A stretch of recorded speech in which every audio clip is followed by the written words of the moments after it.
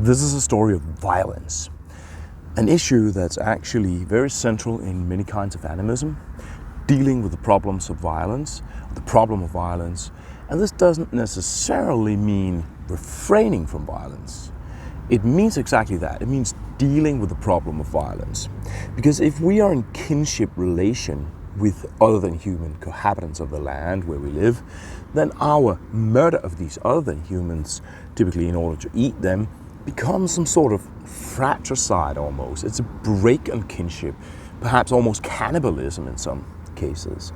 And this is the reason that many animists, including Europeans traditionally, would appease the soul of a domestic animal being slaughtered, because animism actually enhances the problem of violence and forces us to deal with it. And this is also why animist perspectives on violence can make people react. The violence of violence is actually brought into greater relief rather than being perhaps denied or camouflaged or something like that.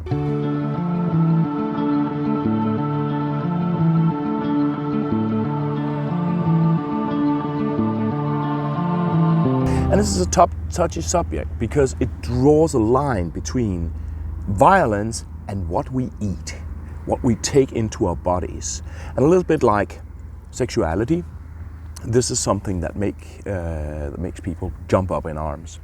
So I'm just going to start by saying that I respect people's choices in terms of diet, and I know this is touchy, and I'm going to say what I think, and like many others, I probably have strong opinions, but I try to balance with the accept of what other people chooses.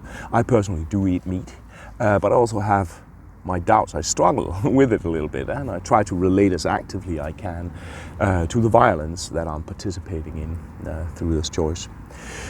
But this consideration takes its starting point in a real story of how touchy this is.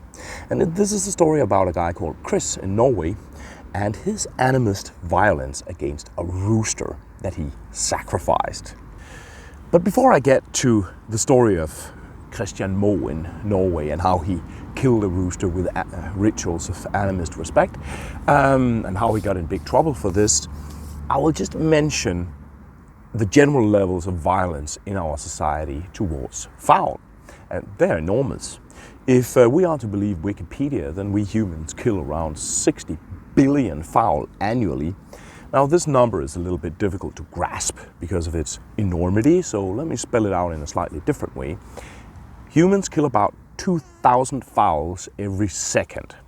So in this video I'm just going to put a little number down here just in the editing to just tell you how many fowl has been killed by humans during the time that you've been watching this video. And the way that these astonishing numbers of fowl are being bred, kept, fed, medicined, and in the end killed are just straight up disgusting. And I'll spare you the grotesque details of conventional meat production. I'm just saying this to underline the insane asymmetry in the story that I'm about to tell. That there even is a story to tell. Týrsmál killed one rooster, not 2,000 per second, and somehow he got hung out to dry in the Norwegian press. But I'll get back to that. Here is Chris's story. Chris is a young Norwegian who, through the Voodoo temple La Belle Déesse, went to Haiti and got himself initiated as a Hungan, a Voodoo priest. This is all very normal. We live in a transatlantic world, and a bit like Nordic religion is today sought by Americans, Australians and Latin Americans and people of different skin colors and backgrounds, then also Afro-descendant religions such as Voodoo are important players in renewing people's relationship with the world globally. In fact, I happen to believe that the Afro-descendant religions are playing an particularly important role because they have a particular kind of cultural resilience. Religions such as Voodoo, Santeria, Candomblé, they have an unparalleled capacity to resist the modern rupture reality. And this is part of the reason that exactly these religions have become iconic of European othering and demonization. Voodoo is perceived as the essentially primitive, savage, demonic, the African as the ultimate occult other to the enlightened European. Now, Chris became a voodoo priest and initiated Hungan, and he went back to Norway, where there are people who are drawn to his practice. Again, absolutely naturally. Euro-descendants have in fact always had a very strong positive reaction of recognition in the encounter with African traditions. It is as if there's something about exactly those traditions that speak with a particular directness to us. They are, I think they are less foreign than perhaps Native American or perhaps Eastern traditions. So Europeans react with a very particular mix of fascination but also fear. And the reason is that these traditions are particularly similar to our own pre-Christian polytheisms. So even back in like the Victorian colonial age and so on, you find these descriptions of, for instance, the West African Yoruba culture that's permeated by this fascination that these people seem so akin to the ancient Greeks that were so idealized by Europeans in that particular period. And this recognition actually spurred the broad acknowledgement that perhaps humans are all brothers and sisters after all, and perhaps the philosophy that holds one race superior and another inferior should finally and permanently be discredited and abandoned. No, sorry, that ain't what happened. In reality, this recognition of similarity between the idealized past of the classical hallowed antiquity and the people who were supposed to be colonial inferior subjects, that recognition was very quickly replaced with rather idiotic racist conspiracy theories that there were probably Greeks in West Africa because Africans can't be that genius, or perhaps it was survivors from the sunken Atlantis that created the amazing Ife bronze heads that had stylistic similarities to what was traditionally considered the pinnacle of ancient Greek art, that is trait of naturalism. And the attraction of Euro-descendants to exactly these cultures also spurred counter-reactions in sort of bourgeois circles that basked in the racist horror motif of white women being enrolled in these cults of madness, a reaction which is still sort of alive today in different forms. So Voodoo, Christian most religion, is, in my opinion, in fact one of the most beautiful and powerful religions alive. The capacity and creativity and genius and steadfast resilience with which enslaved Africans have created these counterpoints to modernity is, in my opinion, one of the major cultural achievements of recent history, nothing less, right? The staggering complexity and wisdom and power of traditional African religions that were renewed in the Western Hemisphere have an incredible impact today. And I think that in 500, 1,000 years, peoples like the Yoruba and the Dahomey, the Bantu, whose descendants make this happen, will be remembered like today the Greeks, the Romans, and the Mesopotamians and Egyptians, major contributors to the culture of the coming centuries. That's just what I think. And they're spreading, by the way, to the consternation of race nationalists of all sides of the political spectrum. They're also spreading in places where there are many Euro-descendants, like southern Brazil, mostly white people, Argentina, and in Europe. They're consolidated in the Iberian Isle, there's Candomblé Temple in Berlin, shout out to my man, Paimura, Babalorisha Mura Lisimbe. So anyway, this is just to say that Voodoo in Norway is in fact not weird at all. It's a natural part of how Afro-traditional animisms are taking their important role that they totally deserve in posing that alternative to Eurocentric modernity, which all humans so desperately need. And what is more, if you count, the people on the planet who follow these related systems as one belief system, then there are about 90 million of them, the 8th biggest religion in the world. So from one perspective, what Christian is doing is not weird or surprising at all. He's just practicing one of the most dynamic religions in the world today. So yeah, this is just a little bit of background to the idea of Voodoo in Norway. But then Christian and his crew did something very decisively Norwegian, in more than one way, I think. And that is that they went out to the ancient grave sites at Hågan.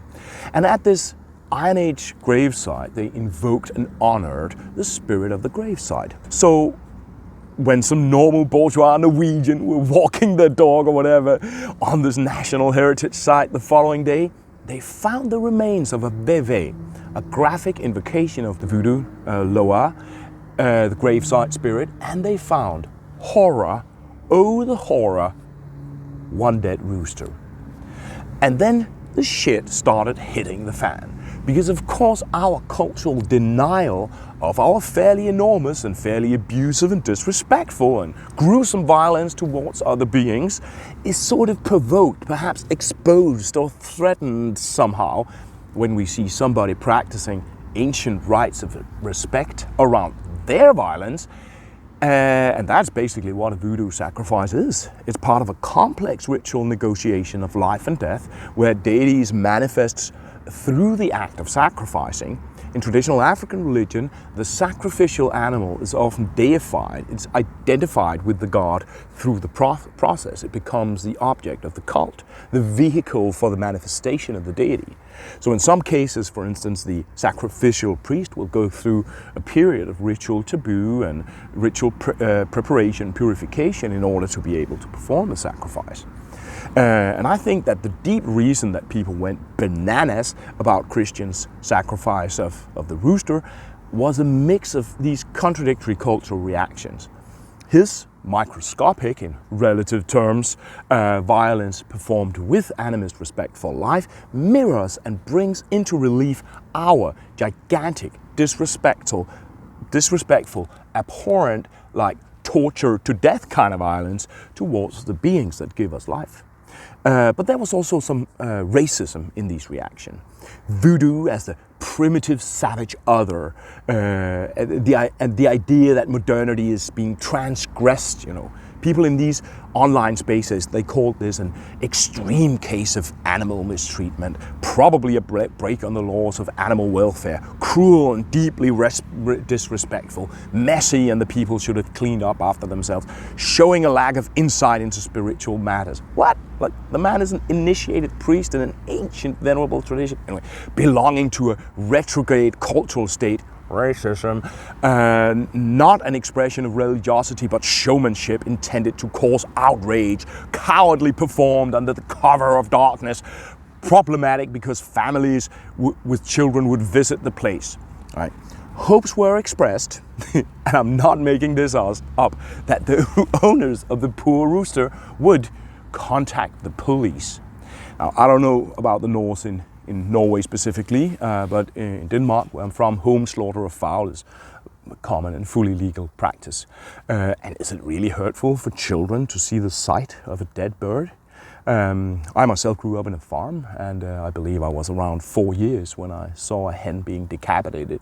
I think I was around 7 when I saw a pig being killed with blows of a big hammer to the forehead because the bolt gun had malfunctioned, so needed to kill it in another way.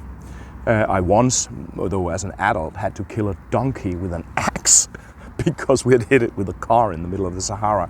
Anyway, I don't think I've been traumatized. I think I've just learned that humans do real violence to real animals in order to eat or in order to spare them extended suffering.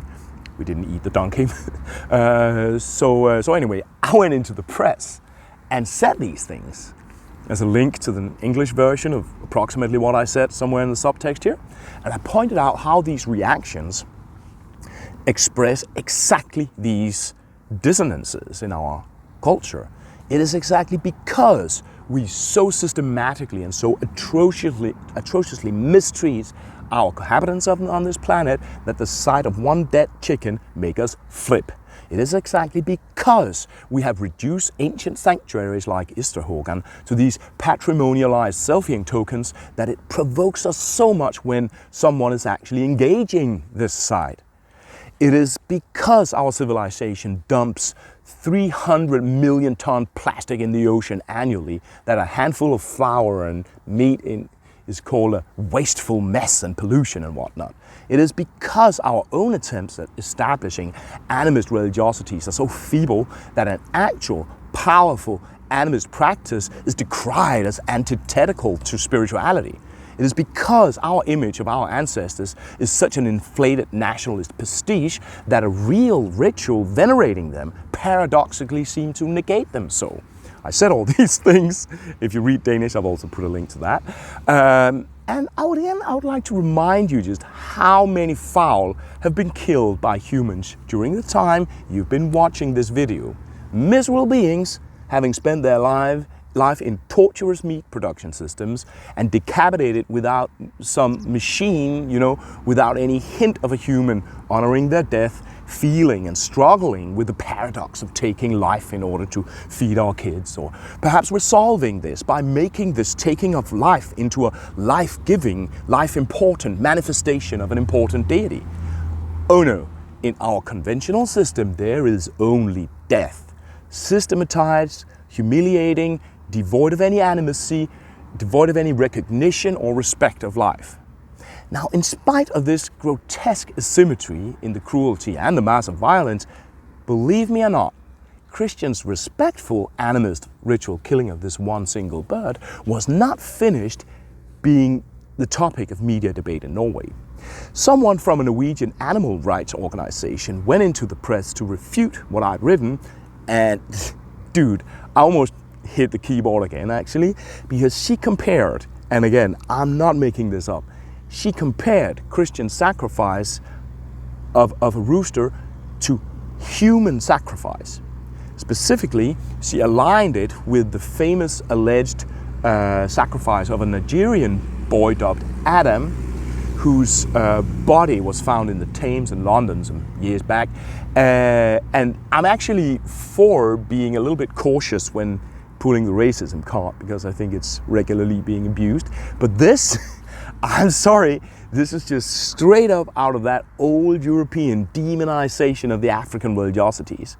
The murder of Adam in London was ascribed West African religion, not because there were any particularly convincing reasons behind this assumption, but because these old stereotypes probably defined the treatment of the case by Scotland Yard. And there's scholarship that has, extensive scholarship has been written about this case, right? This whole idea of human sacrifice, voodoo, black people's culture, cruelty and primitive savagery, associated with Africa. That whole package is just a blatant case of racism. It's not racism against Christian Moore, of course, who's a white guy, but it is a practice of a deeply racist way of thinking that targets something that he's doing, and a culture, a specific culture, an Afro-descendant culture. Now, the entire structure of belief and ideology that was used to target him here by this representative of the Norwegian National Animal Rights Organization is just deeply rooted in those racist structure that serves to legitimize colonial oppression and exploitation, and has done so for centuries. Now, if we cut out all this inane bullshit that apparently is very, very prevalent in our contemporary societies, then what is a sacrifice? In fact, sacrifices can be many things. There are many forms of sacrifice in different cultures, different societies, and we modern people have weirdly actually stopped sacralizing when we kill other than humans or non-humans. When we kill the fowl that feed us, we don't even acknowledge it as killing at all. These birds are just like things that are grown and made for the sole purpose of being food. They're never allowed a being of their own, and our killing them affirms this denial of their life. They're just clipping off their heads in some automated machine, and this is more dispassionate than an automatized than opening a can of beer or something, right? But when you look at traditional slaughtering practices, then you see that, far into modernity, any slaughter of a domestic animal for eating had aspects of sacrifice to it. You still see this in the Abrahamic traditions. The practice of kosher and halal in slaughtering is in effect sacralizing of the blood to God. I think this is a rudimentary sacrificial practice, but there is a note of respect for the life and acknowledgement of the taking of life in traditional Jewish and Muslim slaughter traditions. And I think that except in the grotesque modernist dead cult of contemporary meat production with which we all commune whenever we eat meat that's bought in a shop, except for that, slaughter and sacrifice are often very close to being the same thing. There are specific kinds of sacrifice historically that we would perhaps not condone today, where perhaps the sacrificial animal was being mistreated. Sure, there are definitely cases of that, or where the meat is not eaten by humans. There are also cases of that sometimes. But mostly, I think that a sacrificed is basically a sacralized slaughter. And in an animist culture, slaughter, as a general rule, is mostly sacralized. In many cultural contexts, I don't think there's much of a distinction, and I think Jewish and Muslim slaughter traditions are examples of this. In many cultures, there is also this also has the effect of supplying protein to poor people, actually. There's a communal aspect of this. If sacrifices are eaten communally, then this feeds poor people, and this has been the case up close to our age in cultures that practice sacrifice. And then you have some sort of a logic of a God identified with a being that's physically giving its life to people. The protein influx is identified with the God giving life, as it is giving life in identification with the sacrificial animal.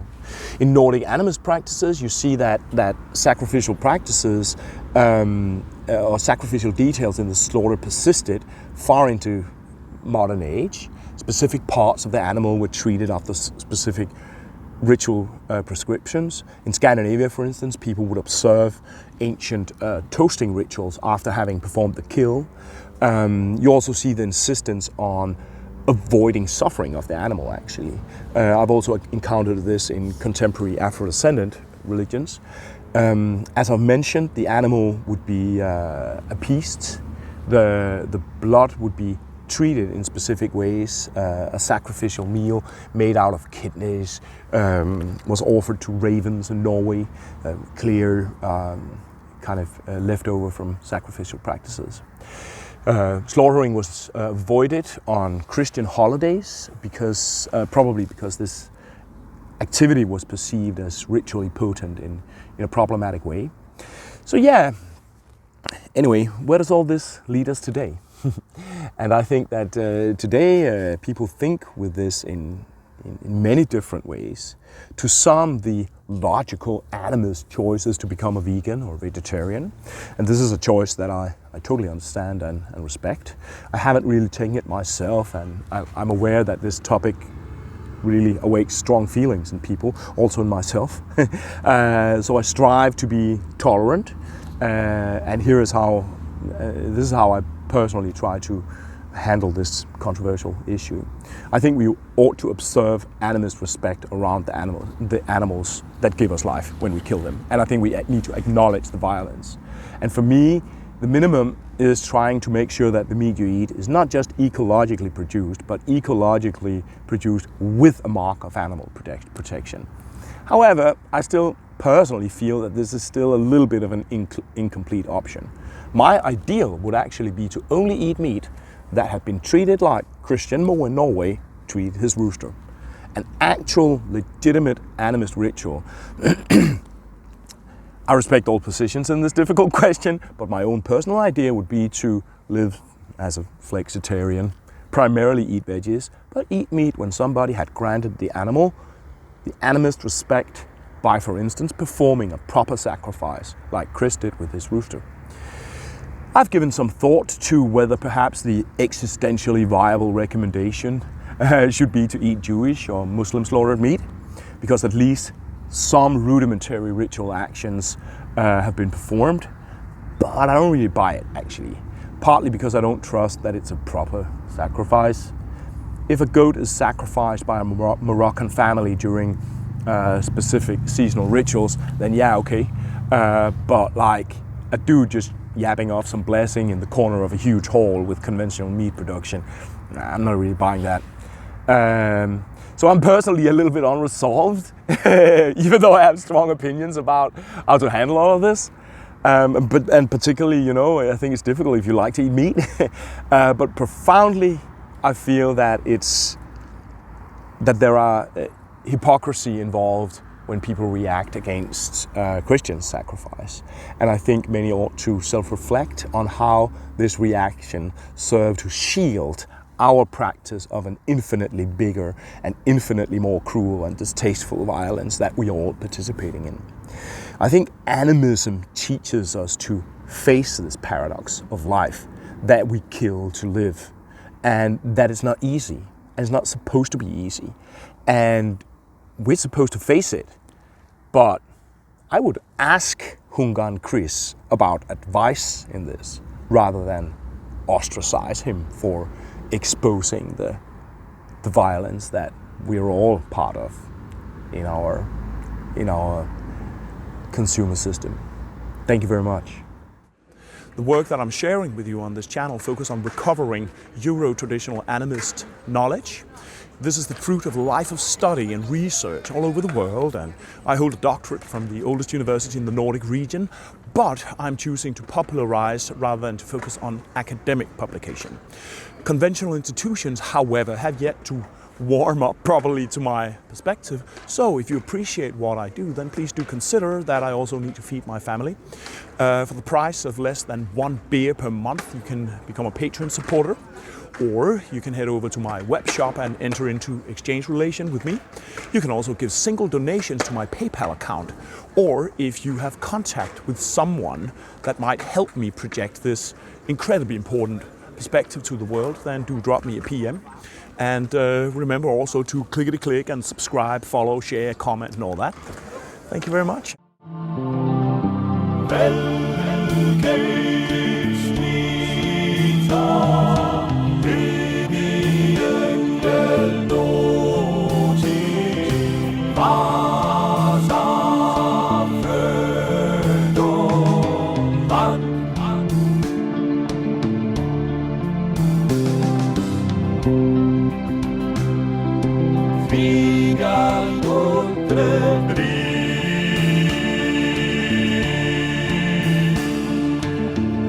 Renewal.